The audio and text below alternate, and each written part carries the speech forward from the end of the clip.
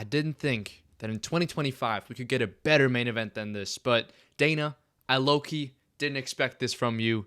We have Bonfim versus Brown. Yeah! Who's down to watch that this Saturday with me? Probably absolutely nobody, because it's an absolute no. I mean, this guy's not even ranked. This guy is not ranked. Why is this main eventing a fight night? That's exactly what we're going to talk about today, because there's some stuff wrong in the UFC, man. So we're going to talk about that today, because if I talked about Brown versus Bonfim, this channel will absolutely die out. So I kind of have to lock in here. Can't just be lazy, and I actually have to kind of take 12 minutes to use my brain cells and not just roll the dice on some predictions. Let's get right into it. Most recent one, biggest one, eye pokes and fouls. Now there's very easy changes to be made here. What if we just take 10% of every fighter's purse that commits one of these? It's a very easy change because they're motivated by money. They're broke as fuck. So if you just take like 10%, dude, that's going to hurt them. If you have your 50 grand from winning a fight, and I just take, I take $5,000 from that, you're not going to like that. And I don't think, that's just my personal opinion, I don't think that if that's the case, you're going to kind of, do a little bit of magic here with your fingers.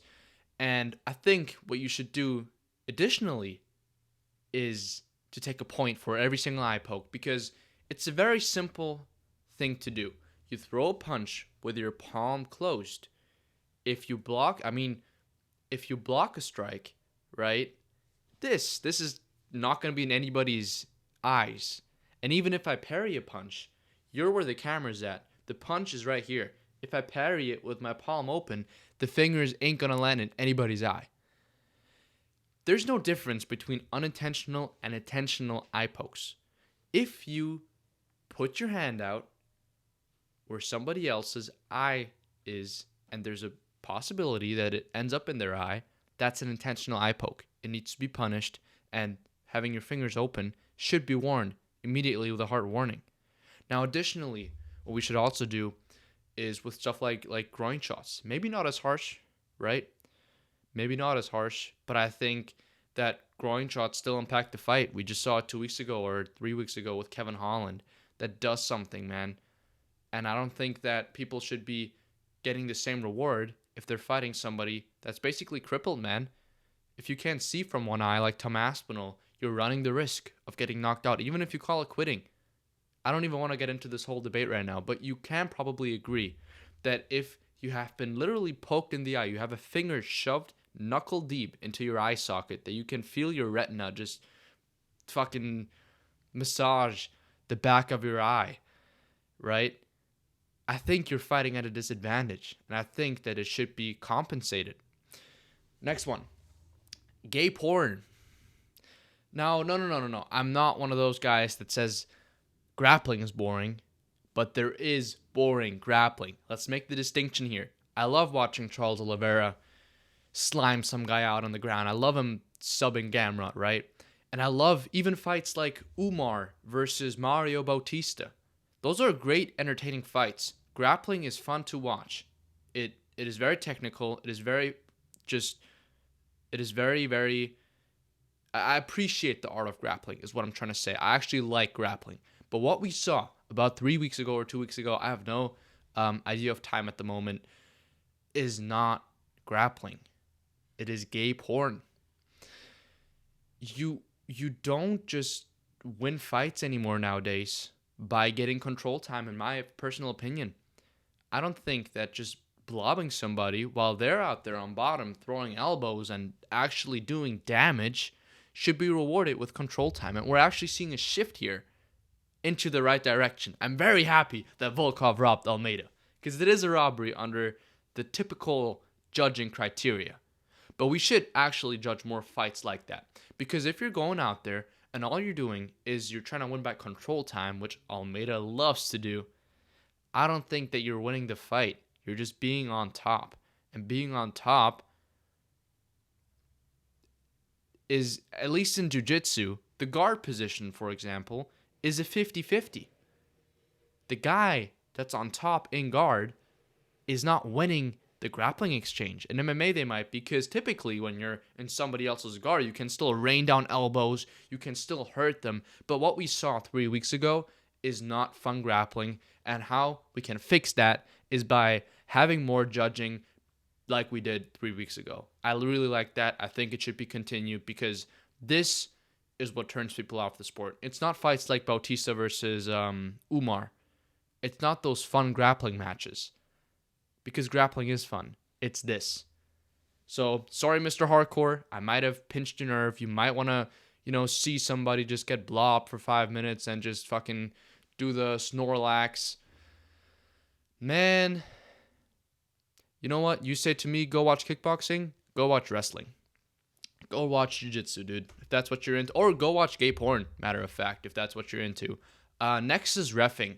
Now, this is a case that I want to pick up from a little bit ago. Why are we doing ref calls and then just reversing the ref call and keeping the fight going, dude? That's not the way that this works. I remember when Neil Magny fought, I think the kid's name is Jake Matthews or some shit like that. You can't just say to Jake Matthews, he's out, and then continue the fight. Jake Matthews, let's go for the submission. Neil Magny is just fucking cockroaching on the ground, like fucking being out, essentially. And they just keep the fight going, dude. And I think we had this with Ante Elijah as well, which I do think that's kind of different situation, but the fight was stopped. Why are we then going back and redoing the fight? Like, it shouldn't proceed. If the ref calls it, stand your base, You gotta stand your base. Even if you make a mistake, admit it, dude. You can't just kind of, go out there, call a fight off. The other guy dumps his adrenaline, and then just say, hey, okay, guys, round 2. Go into the fighter's perspective here, and now it should be kind of a thing. I hear you guys' probably counter argument where you say, well, what if the ref makes a mistake and it ruins the fight because of that? And then the ref can undo the mistake and keep the fight going. I do agree, but if you make mistakes like saying he's out, he's going to sleep, or you do this, the fight's off, no, then you have to kind of stick with your decision there. Just up your reffing game. It's not undoing your calls. It's just be a better ref, right? And then also with the warnings and everything and point deductions, let's be harsher for fouls. That's why I have a little bit of a problem with reffing at the moment. Next is the Apex. I spoke about it in the intro. This thing is an absolute disgrace. I do not want to, and I don't have to, right? I don't have to watch the Blanchfield versus Barbers and the Brown versus Bonfils of our generation. But I don't know about you guys. I just kind of, whenever there's UFC on, dude, I would literally feel better if there was no UFC that week than just slop. Right? It's like AI generated videos, dude. It would be better if they didn't exist. The slop that's out there just is not it, bro. The fact that this is like $1 billion corporation bringing out a legitimate product. This is UFC product, right? That we are supposed to watch. It just feels offensive, man. What do you think we do with our time?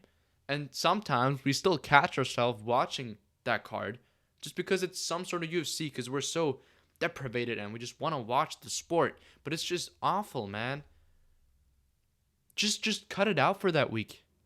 And just, stack the other cards more. Or just put them in front of a crowd. I don't even care. The Apex is just so dead. It's just annoying to watch it. I know I don't have to watch it, but I'm a fan of the UFC. And if the UFC puts out a sloppy product, I have the right to criticize it. Because I like the sport and I like the UFC. So that's why, in my personal opinion, we should just kind of get rid of the Apex and not have these, prelim fights headline these cards, man. That's just not it, dude. Fights like Gary versus Pratis are not barn burners on paper. And they didn't turn out to be barn burners either. But there was still hype for the card, right? UFC Kansas, if you guys remember. That was still a good card in my opinion, dude.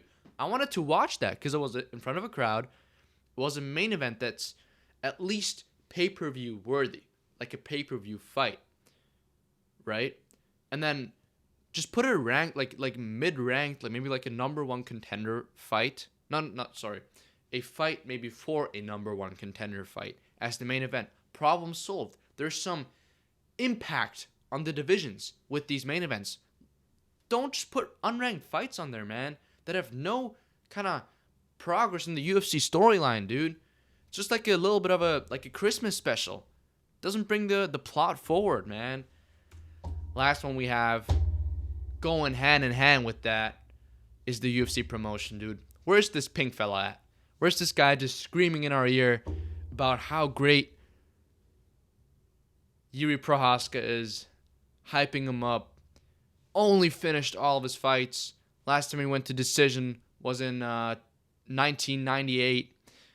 He's the GOAT of the sport. Where is that level of promotion at, dude? Instead, we're getting this guy just sitting down. Yeah. Today I want to announce Aspinall Jones. School fight. And that's about it. I mean, literally, like, fucking boxing puts out these movie trailers, dude. They're like random dudes that get a whole movie trailer where I'm like, holy shit, I don't know if you guys saw the first trailer for Better BF versus Bivol. I don't even watch boxing. I was like, holy shit, this is kind of lit. But all we're getting for this is just the same sloppy UFC embedded, which is just, you had a good training camp? Yeah, it's the best training camp we ever had. Feeling good for this fight. Yeah. And then just the weight cut. Oh, the weight cut's the best one we've ever had. And then after they say, oh, it's the worst weight cut. And then we have the classic just arriving at the airport. Yay! Woo! And then the countdown. Where's the real promotion at, dude? Sit these two fellas down. Sit John Jones and Aspinall down. And just have them talk about the fight.